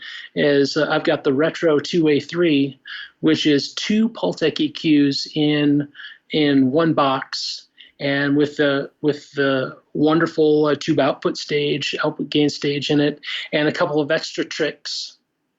And that's a piece that after each ship in Nashville was he was an integral part of that development and the inspiration for the development of that product. And so he really helped that product to be as close to, his favorite Pultec as possible. And it's got a really great, it's got a high pass filter in it at 40 hertz with a little resonant bump in that area. So that's a really great way to both control and emphasize some low end. Really good on a rock track or hip hop tracks, or it's just fantastic for adding girth. And then the last analog piece that I generally go through is the Neve Master Bus Processor, or MBP. And that is, golly, that's the Swiss Army knife of audio pieces. It's got a really great compressor with a mix knob on it, so you can do parallel compression. It's got a really fast and clean limiter stage, which is also why it's the very last analog piece I'll hit. Mm-hmm. I'll use that limiter in it. It's got a couple of transformer stages in it. They call it red and blue silk. Mm-hmm. And unlike some of the previous Neve pieces, other Portico pieces, it has an amount knob on it. Previously, you would just engage red or blue silk, and you kind of was a set amount of that.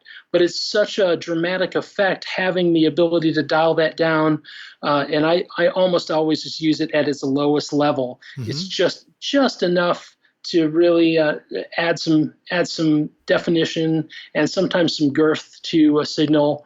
And then it's got one more trick up its sleeve. It has a mid and side processor.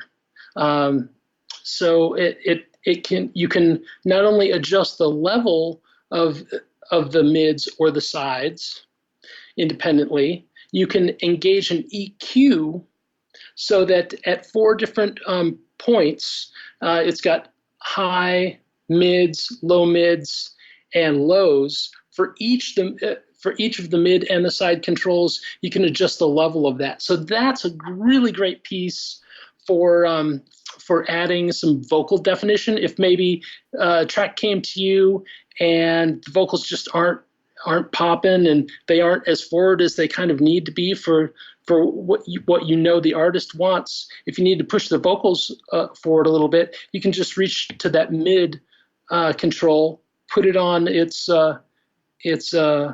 mid-range EQ setting and boost it just a little bit, and that really pushes the vocals forward a lot. Very cool. Hey, Rockstars, just heads up, we just switched Harold's mic. We got cut off in the middle of this interview, actually, and then we just redialed in, and then the mic got switched, so that's why you hear the difference in sound there. But we're back on the mic now. Let's keep talking about some of these pieces of gear. What are some of the settings that are useful? And you mentioned, the Avalon has a compressor, the API has a compressor, the Neve has a compressor. But do you find that sometimes a little bit from each is really the answer in getting the mastering to sound great? That's right. A little bit or none from each of them. Sometimes just running through, and that's how I use the Avalon. Is I don't actually. I have it essentially switched in, but not active.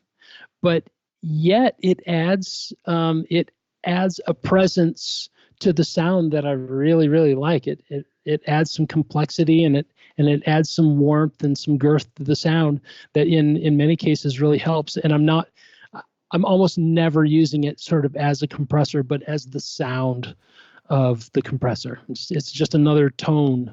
Yeah. Just another, yeah. So, all right, very cool. So this is sort of like the things you just listed. Those are kind of the things that would be unique to each track individually. That's right. They can be, but again, when you're looking at a collection of tunes, you're looking at them as a whole, and they do in many cases need to share some common tonalities. I'm not necessarily changing settings on every single one of those devices per song. Mm-hmm. There may be some instances in where the Pultec EQ is because you can change the frequency range or the frequency point for your boosts and cuts, and the same thing for the high end of those. That is probably the thing that changes most from song to song. Because of either the tonal content or the key of the song, or right. Or what that individual song needs. That's probably the one thing that changes most, if anything, from song to song. Is that set of Pultecs, the retro EQ. Okay, so it's sort of like managing the bottom end of the mix. Yeah, and the mid-range. A lot of people will use Pultecs for the high end, but I sort of have that covered. I'm sort of getting air if it's needed from that Avalon piece first. I end up using the mid-range, the 3K and the 1.5K on those Pultecs to add a little more vocal presence, to push those vocals forward just a little bit. So that's where that kind of lives. And then depending on the song or the vibe of the song or what it needs, I might change that frequency or not do any boosts at all. But that Pultec or that retro piece really gets the most sort of activity from song to song. Okay, so now let's ask a couple of other questions that are in the context of addressing mid-range. You talk about boosting a little mids to bring that forward in the mastering. What about when you need to smooth out the high end or tone down harshness in the mids? Again, I'll reach for that retro because that typical layout is a low end boost and attenuation, which you can use simultaneously. It's got a high frequency boost and then a separate high frequency attenuation. Well, there's on the retro, you can dial that into 20K. And it's a really smooth roll off at 20K. And if I just take that, a half click or a full click of attenuation at 20K, that can really smooth the top end out, especially if something is strident or harsh, or, such as some guitars or cymbals or some sibilants that might be getting out of control. Sometimes if you use that, I'm using the air band on the Avalon, and I'm pushing it up a little bit. If that's creating a little too much energy up at those very high frequencies, I can use the retro and attenuate just a little bit at that 20K setting, and that really rounds it out. It's really lovely. Okay, very cool. Now here's a question I had. So one of the artists you work with is Nina Ricci, if I'm pronouncing it right. And she's got a really powerful vocal dynamic range. And I wondered if you had any tips for managing that properly and mastering, like not screwing it up or not letting it be too much, in the final thing. Yeah, she can really lay into some of those notes. She's really well-trained vocalist. So she's got a lot of that under control on her own. And her engineer, Mark LaQuesta in Nashville. Yeah, Mark's great. Yeah, he did that. He did that, the track that I worked on, Southern Goodbyes. And wow, when she lays into a couple of those notes, just the hair on my arms, raises, and it's just really fantastic. So yeah, that she could really drive that. That could be a problem. Mark does a really good, and she with her abilities are able to keep that under control. But in those situations, you might reach for a multiband compressor or a dynamic EQ in that case, to make sure that doesn't poke out of the picture frame, if that makes any sense. So if you're looking at a painting and something is just poking out a little too far, it kind of I don't know, it just puts it out of context. So to keep that under control, I might use a multiband compressor in that vocal range. Yeah, and the dynamic EQ is so cool. I've been using a lot more of the Waves F6 recently, and then there's others that I need to explore too. But I'm taking it one step at a time, one plugin at a time to learn some new tools. But it's cool because you really can look for the thing that is kind of bugging your ear and begin to, I like to boost the crap out of it first to find it, and then just reverse it, just start scooping it out a little bit and see if it helps tone it down. Absolutely. So that would be an approach that I would take on that track to make sure that it doesn't go too far, because she has so much energy in her vocals, and there are a couple of points in that song in particular where she really lays into it. And so that's something I would probably watch with a multiband compressor just to make sure that everybody, is where they need to be. Yeah. All right. Well, so we're running short on time here, but I guess I would suggest rock stars that some of the things that Harold, you talked about using on the analog stuff to maybe, and I guess the question is like, what goes on the individual tracks where each track is like you're putting something there, and let's spin it back to plugins. Sure. What are things that typically land on the individual tracks that are going to be unique to every song and not be shared across the record as a whole? Right. So that's another benefit to having each individual track on each individual song on its own track, is that I can put plugins on each song as needed. And again, flip back and forth using the solo button just to make sure that everybody sort of is, lives in context with each other. But I'll three of them that really pop up, and in this order. Sometimes a track will use all three, sometimes none of them. But the very first one is generally if there's a problem with sibilance in a track, I'll use the FabFilter DS unit. Or Oak Sound has a great Soothe plugin. So that'll sort of be the very first thing that I'll use to either attenuate and deal with any sibilance, hashy cymbals, or strident guitars that are sort of ice picks in your ear. I'll try to deal with that aspect of the track first. So those things do happen from time to time. They do, and sometimes they make it through the mix stage onto my desk. Yeah. So that's one of the very first things I'll listen for, and the very first thing that I'll address. Okay, cool. And so the second thing will be the FabFilter EQ. I think they're up to the Pro EQ 3 now. Yep. So then what I'll do is listen for some of those small room resonances that we spoke about earlier, or any other aspect of the sound that is, again, poking out of the picture that doesn't make sense in context with the other elements. That's sort of breaking that illusion of the sonic illusion that you're trying to achieve. So anything that's sort of stepping out of bounds there, I might address with a little bit of subtractive EQ only. So the things that I'm doing in the digital realm are strictly corrective changes. I'm not doing anything for tone at this point. I'm just looking for problems. I'm trying to I'm correcting them, and so I'll do that with a little bit of subtractive EQ only. I'm not adding anything at this stage. So I'm dealing with sibilants first, or strident high frequencies first with that de-esser.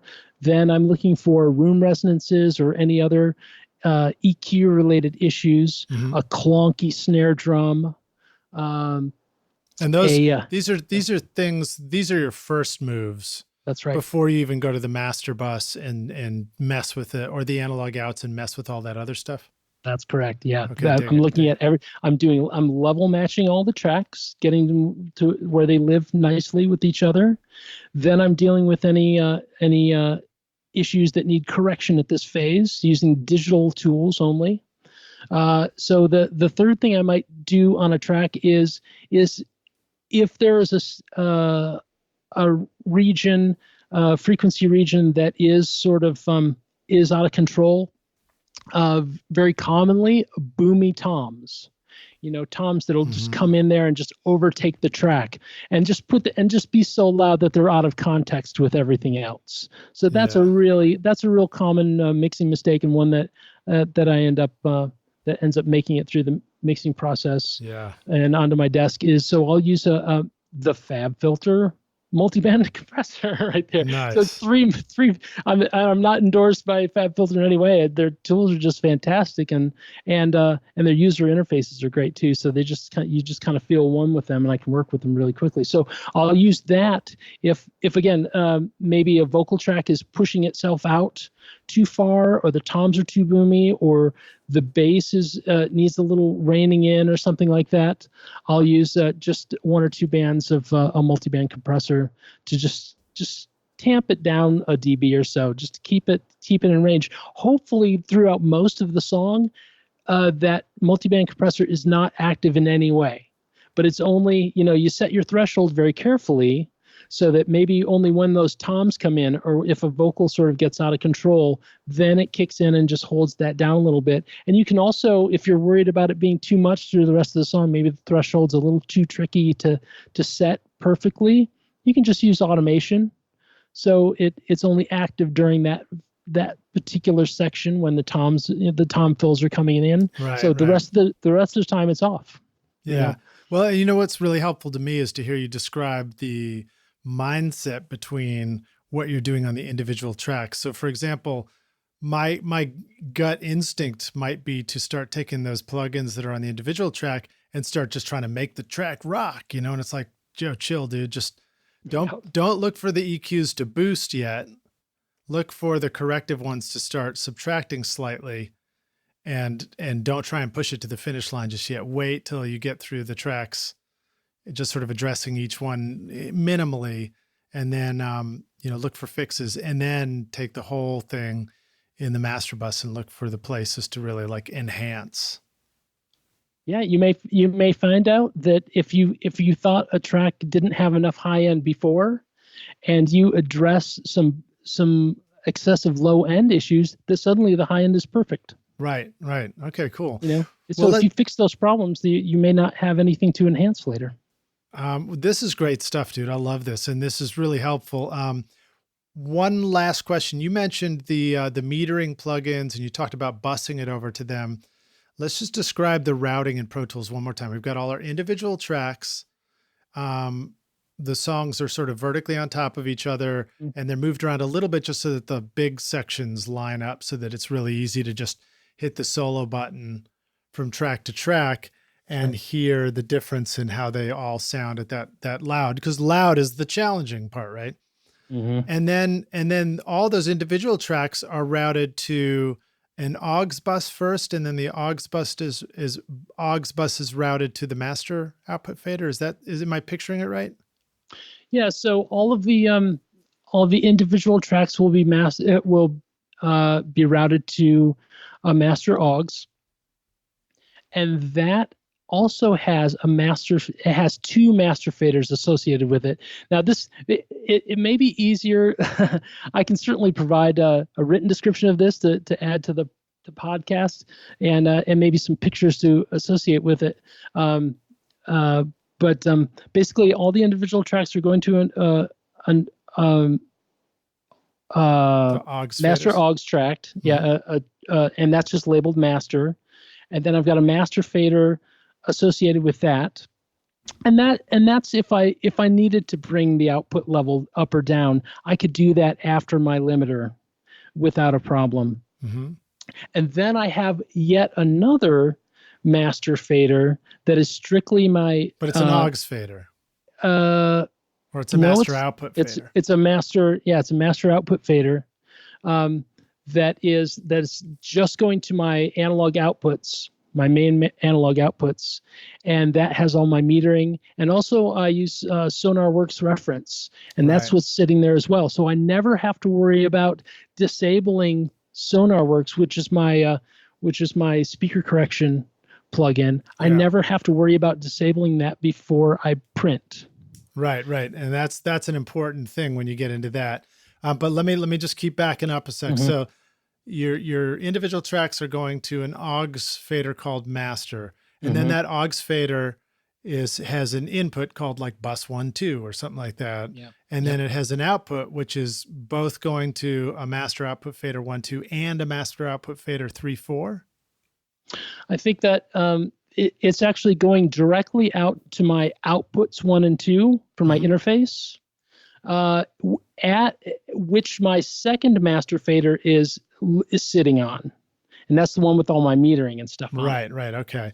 Now there's a third component to this. Okay. And that is a send. So I've got a send on that master aux bus, which is my print bus. Right. Okay. All right. So, I dig it. So when I bounce out of Pro Tools, the source of that bounce is my print bus. Right. Okay. So it's an internal bus. It's not the actual. It's not going anywhere. Converter output. That's right. It just stays inside the box at all times. It's probably my bus 1 and 2. It's been a long time since I looked at that, but it is a road to nowhere. It's just a print bus that goes to a bus, and that bus isn't heard or picked up by anything other than this bounce out rendering process. Right on. Okay, cool. Well, thank you for clarifying a little complex. That. We'll probably look for a diagram, and Rockstars will try and put that in the blog post. Absolutely. Remember, note to self, Lidge, remember to add diagram to blog post. Let's jump to our closing couple of questions. One of the things that you mentioned was, you've moved around a lot and been able to do that. A question I like to ask is, if somebody's going to start out with, let's just say mastering, for example, what would be a simple setup they might choose? How would they find people in maybe they're in a new location to do that? And a tip for just sort of making ends meet to begin with. If you could give us a real quick answer to those, that'd be awesome. Sure. And so, as you mentioned, my wife and I have been moving around quite a bit in the last 5 years, almost a different state every year, all over the country, and due to her job. And so the very first things I'll do is I'll find even before I've moved there, I'll join all the local Facebook groups that are sort of local music production groups. So I'll get connected to people before I've even set foot where I'm going. Nice. The next thing I'll do is look up all the recording studios in the area and evaluate them, or production facilities and music stores. And I'll call them up and maybe visit and say hi. And they're, for those of you that have never done that, most people are very, very kind, and we'll try to make time for you. Yeah. It's not something to be hesitant about. That most people are very cool about that. Always, the common advice is to attend local shows and introduce yourself to the bands. And then one of the things that I do is I try to be a member of industry groups that are international, or that have a national presence, like the Audio Engineering Society, the Recording Academy. If you're able to join those, that'll put you in, you'll be able to connect with the professionals in your area, or the people who are really, really committed to the craft, and just a really wonderful resource. So awesome. those are quick ways to connect with the professional local community when you get somewhere. Yeah, but as far as making a living in the meantime, again, if you have skill sets in, if you're looking for a job, those initial contacts with the recording studios and production groups and music stores may be a source of that. Right. Maybe twofold. But I'm also a union audio engineer. So if we're moving to a city that has a local IATSE union hall, I'll reach out to them as well and get on the list to pick up some work in that way too. And so I'm able to pick up theatrical productions. If you're into music festivals, you can find yourself there. Conventions and that sort of work. Cool. Yeah. And then just simple setup. I mean, it's like, can people just start out with a laptop and a pair of headphones and kind of grow it from there? Yeah, they sure can. I've got a little MacBook Pro, and it's a simple interface and some good headphones that you might trust and like. You don't even have to swing for Pro Tools. You could go for Reaper or anything else that you don't have to spend a lot of money on this. And then just a handful of mics if you're into doing production. They're nice. There are probably 5 or 6 microphones. And I would encourage you rock stars too that the process that Harold just spelled out for us about this kind of quick mastering yourself is I mean, obviously when you do it, it's quick just because you're a pro, but when we do it, we're probably just trying to not take forever and come up with something, quick and dirty. But but most of that could be done with stock plugins before you even have to worry about buying expensive plugins, EQs, right. Limiters, compressors, all that stuff. Let me ask you this last hypothetical question. We're going to take the Wayback Studio machine, and then I really got to jump because I got another interview starting almost on the heels of this. Wow. But go back in time and we're going to go back and find young Harold. And if you could go back and give yourself one bit of advice and say, listen, dude, here's what you really need to know to be a rock star of this studio yourself one day. What advice would you go back and give yourself if you could? That's an easy one. Find a mentor. Nice. Find a mentor. And, when I started in my hometown, we didn't have any big studios, certainly that I knew about. So I would go back and tell myself to reach out further than that. Then I reach out to the region. I was close enough to Ann Arbor and Detroit that I could have made more of an effort to reach out and find a way to connect to larger studios and production facilities and experienced engineers. And instead I just I'm a self learner, and so I just relied on resources that I had locally. I think I would tell myself to reach out a lot further, and I think that would have really propelled me much further. I think that's a good tip too, because many of us are probably self learners. We live in a self learning environment. We're listening to a podcast right now, and you are a mentor in this context. But the act of seeking out a podcast and watching a YouTube video is a sense of self-learning. And as I think as engineers, we pride ourselves in the ability of figuring things out, right? Yep. But it's good to be reminded of what you just said, that like, let's, push ourselves a little past the comfort zone and go meet real people, because there really is so much benefit from doing that. Absolutely. Absolutely. And really, it took me so long before I found, my mentor in Ronan.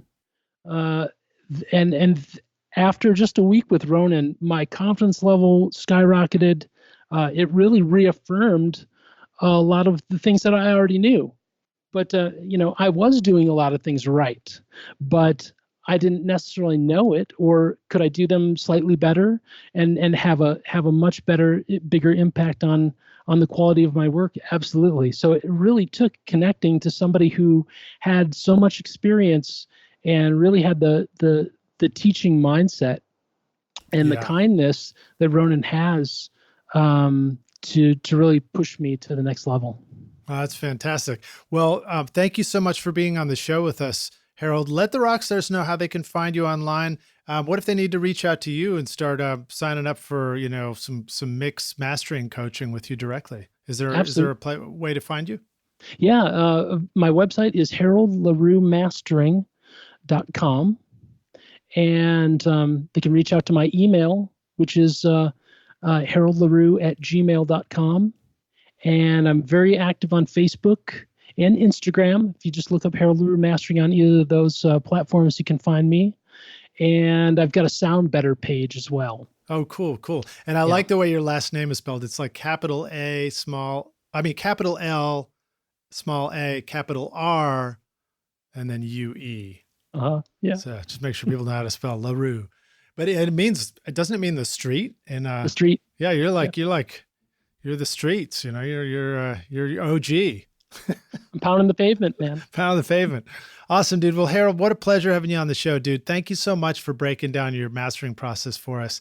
I've already got tons of great takeaways, and I'm excited for my next mix and to just, some of my own DIY mastering as well. And then, where are they finding you at those places to just simply hire you to master a record for them as well? Yeah, you can reach out to me for anything. If you're looking for private instruction, I still do some production, recording, and mixing work. Most of it's mastering these days, but I do some mixing. Very cool. Yeah. Awesome. And then Rockstars, reminder, we've got links in the show notes. Go check out the video playlist that I put together to go hear Harold's awesome sounding work.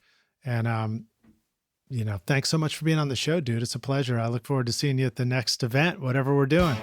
All right. Well, thank you, Lidge. It was a real honor and a privilege to be on your show. All right, man. Cheers. We'll see you around the studio, dude. Okay. Bye. Thanks so much for listening to Recording Studio Rockstars. If you enjoyed the show and want to help make it better, then please share this episode with your friends on social media and leave a rating and review on iTunes to help the podcast reach more rock stars like yourself. You can click directly over to iTunes or go to rsrockstars.com/review for an easy explanation. And remember to hit the subscribe button to keep up with weekly episodes. And if you're ready to make your best record ever now, then head over to Recording Studio Rockstars Academy, where you can start with my free course at mixmasterbundle.com. And if you want more free content from Recording Studio Rockstars, all you have to do is go to rsrockstars.com/email. Again, that's rsrockstars.com/email to enter your name and email, and I'll keep you in the loop with articles, videos, podcast updates, and even free gear giveaways for your studio. Just look for the link in the show notes below. Thanks so much for listening, and thanks for being a rock star. I'm Lid Shaw, and this is Recording Studio Rockstars. Now, go make great music.